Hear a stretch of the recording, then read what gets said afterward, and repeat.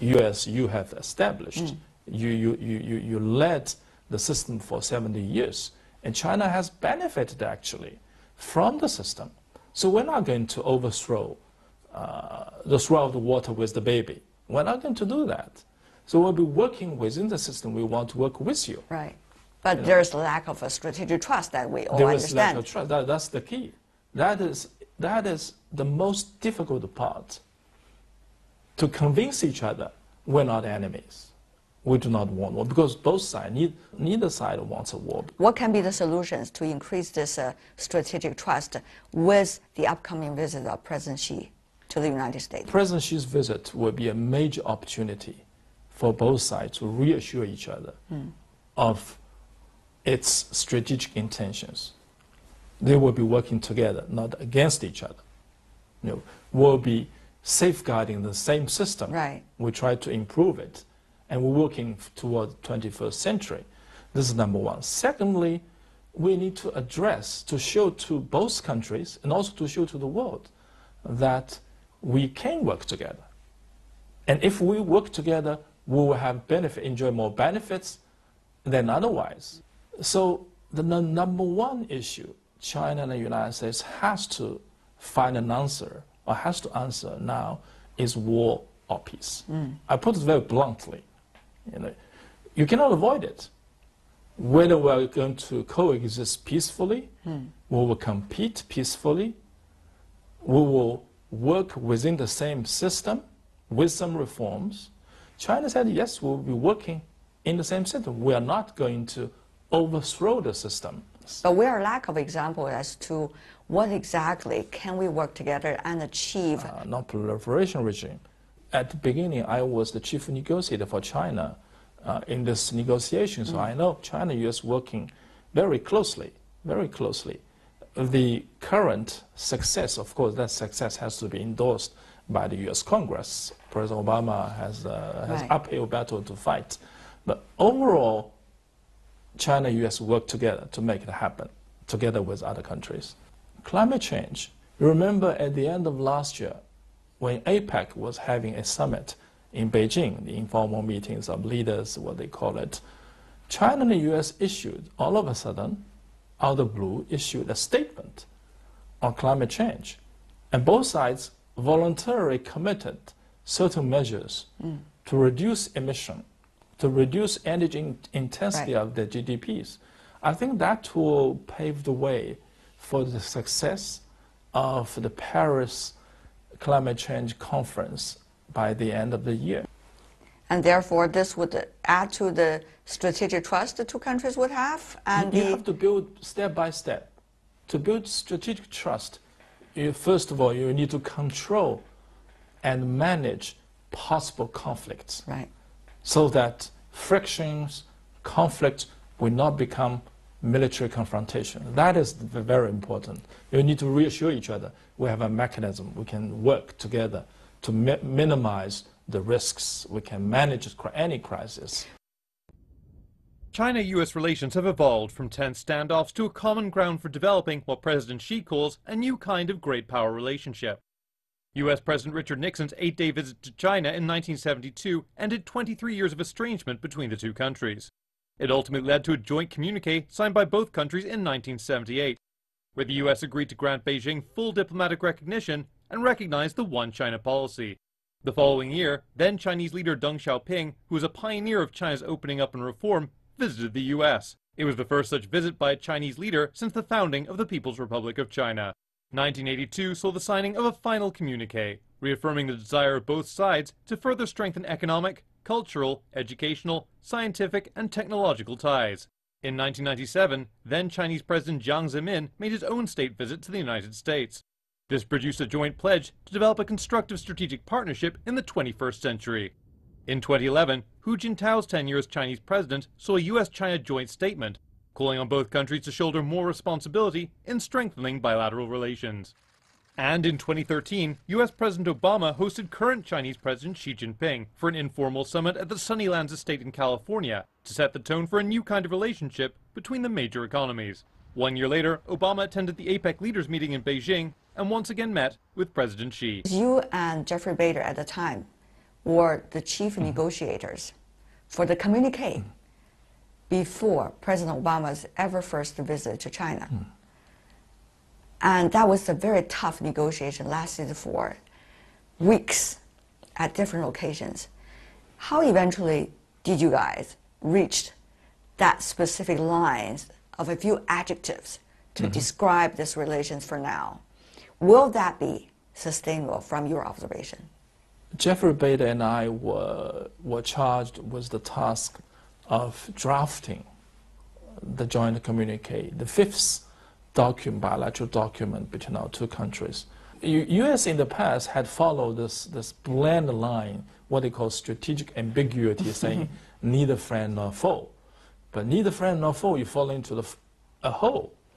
You do not know what it is. You know, strategic ambiguity is okay, as long as you know we are partners. You know, cooperation should play a major role in bilateral relationship.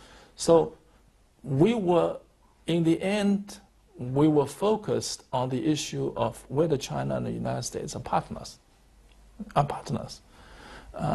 For the United States, honestly, they have some hesitation to define this relationship as a partnership without any qualification, because they fear it might be closer to the term of allies. Even though U.S.-China were allies during the Second World War, that's another story. But they were afraid some of the U.S. allies might be uneasy, become a little bit uneasy. So we propose, okay, you know, partnership is something both countries need to make the world a better place, because we all have both of us have special responsibilities as number two economy. Eventually, we agreed that we are partners. We are partners, and we emphasized the partnership not only will be manifested bilaterally, because bilaterally we do have some problems.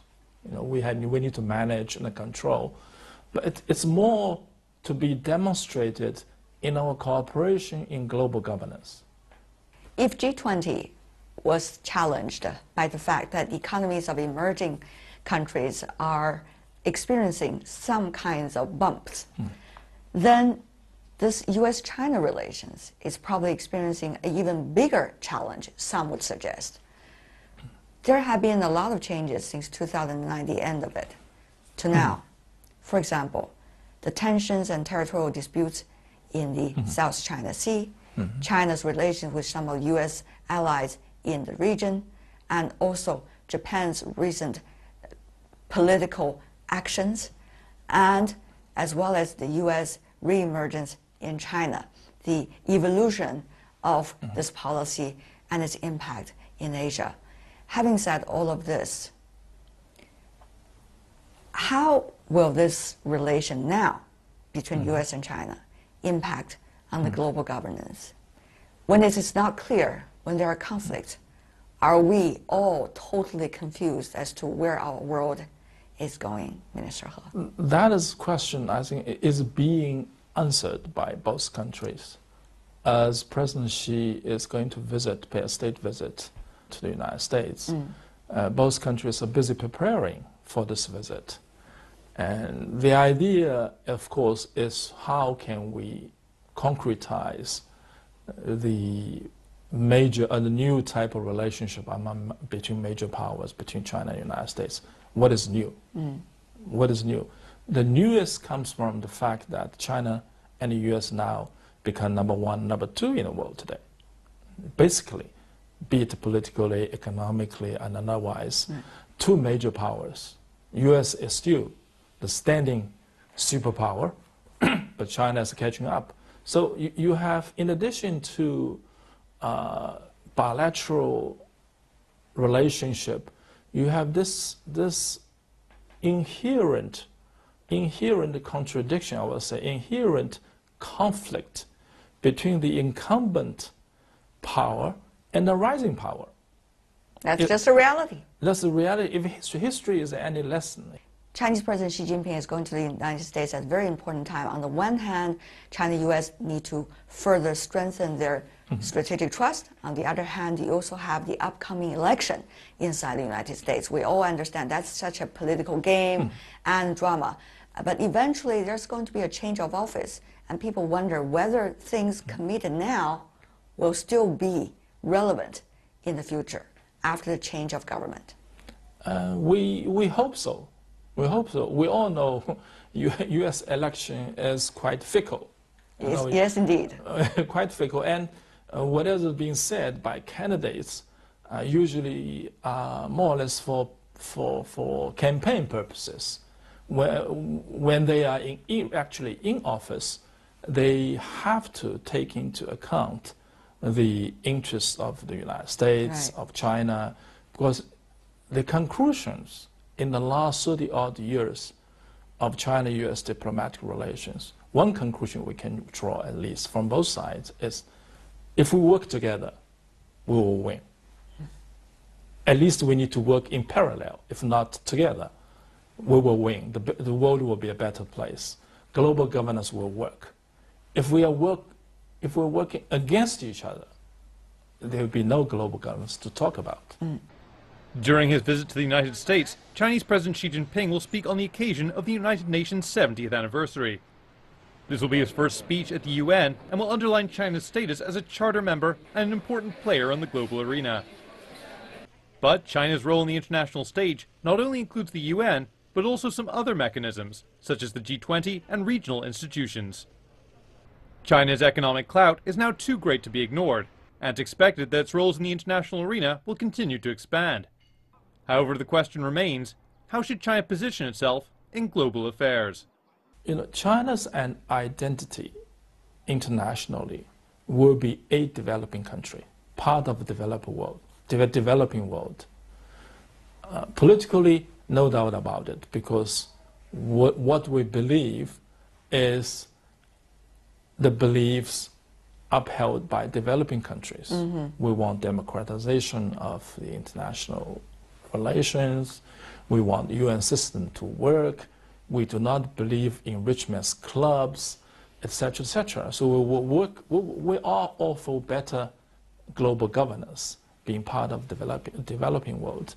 And economically, even if China is of certain size, is number 2 economy in terms of GDP, aggregate GDP, but in reality, in terms of per capita, China still belongs to the developing camp. Right. When you mention some of the attributes of a major power, China being members of the P5, key member of the G20, we are right in the middle of the international arena. We are right there in the core of decision making. Economically, politically, we are right there in the middle. So we have certain influence, we have certain power, so to speak. What China will exercise these powers, exercise these rights in accordance with our principles. I served on the Security Council in the 90s of last century.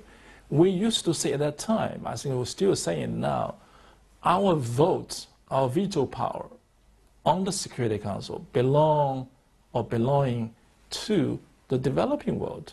We are more or less a representative of the developing world on the Security Council. So we take it very seriously. But having said that, though, G20, the reason why G20 is becoming so powerful has a lot to do with the economic clouds the emerging economies have attained. And yet, with the economies of these countries being challenged, at least at the moment, will this mechanism still be vibrant as it used to be? That's a big question. That is actually the issue we have to grapple with now. Developing countries, at least the major developed countries, finally were seated at the main table, were entering the core decision-making process. And I remember very clearly vividly, remember vividly, the Indian Prime Minister at that time, Mr. Singh, you know, when he entered the hall for G20 summit, he was saying more or less to himself, saying, finally, we are seated at the main table. He was looking at Indian nameplate. We had the same feeling. We really feel the same feeling. Finally, economically speaking, because politically we are part of P5 or the Security Council, we have the veto power. So politically, we do enjoy institutional rights. But economically, we didn't have it until 2009, until the financial crisis, unfortunately. For that crisis to prompt the setup of G20 as the major platform to coordinate international financial affairs. And do you think that's going to be the biggest danger, the so-called revival of the G7 and the giving up by the developed economies of the G20? We are now witnessing a mixed picture. Overall, you have the UN system, right? It's the universal system we have established 70 years ago. We were celebrating the 70th anniversary of the UN system. That is system we have, only system that is universal. All other mechanisms are more or less in terms of group. They are groupings. Even if G20 is fairly representative on both sides, right. Still, you have countries, small and medium-sized countries, are not happy because they are not included. So you see, now we have a work we call a 3G group led by Singapore and others, saying, look, G20, you cannot make this on our behalf. Whatever decision you have made, you have to go through the UN process to be endorsed by the members of the larger international community. We have no problem with that.